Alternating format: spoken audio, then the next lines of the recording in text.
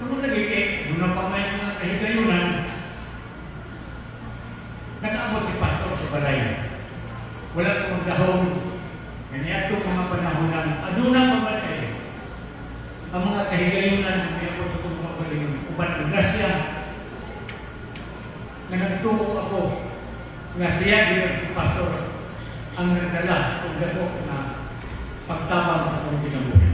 Tawag man, may adyo siya sa balay, murag kaduha, katulo. Wala akong interpret, wala akong pamang kayo, Diyos ng pamang. Sila sa kumisis ang nag-istorya.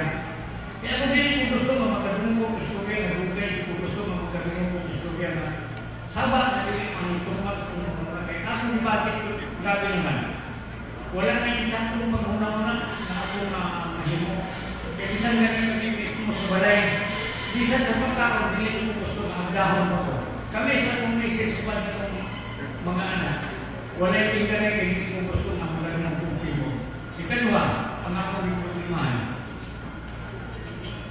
Akong dugan, sarili kong dugan. Hindi ko, wala na yung panguna-una sa ano na kayo kumaon. Akong tiil sa tiklog, gapalos-lukong, damudikan, kapalapa, malimong sa lupahan. Kanya, ako yung kamutin tao na video. Grabe yun ang problema. Grabe yung pagkantos. Pero tungkol sa grasya, sa atong Ginoong Hesus, pinaagi sa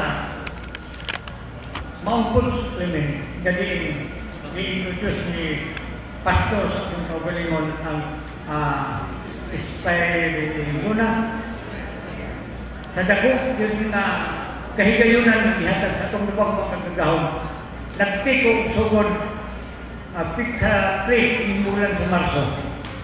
Ug hangtod kang mga adlaw, dili ko masabot ang tuman na talipay sa kibuk na kinabuhi nganong na ini ang akong kahintang.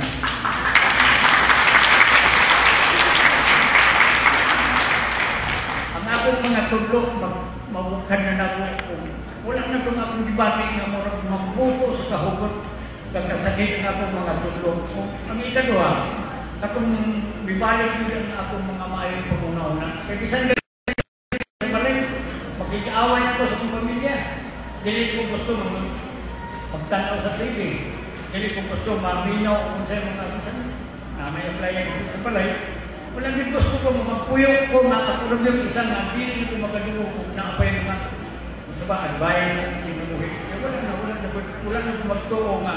Ingon ini bagay ang akong danatan. Kung ingon ini bagay ang akong madawat sa akong kinabuhi. Tungod ko sa dakot na kong pagpasalamat sa Espiritu na. Kung ako na makaisunan, kabahan na akong kanan anin at aron na nagkatigong ng mga seminar. Ako, uban sa nagong pasalamat ito sa pastor.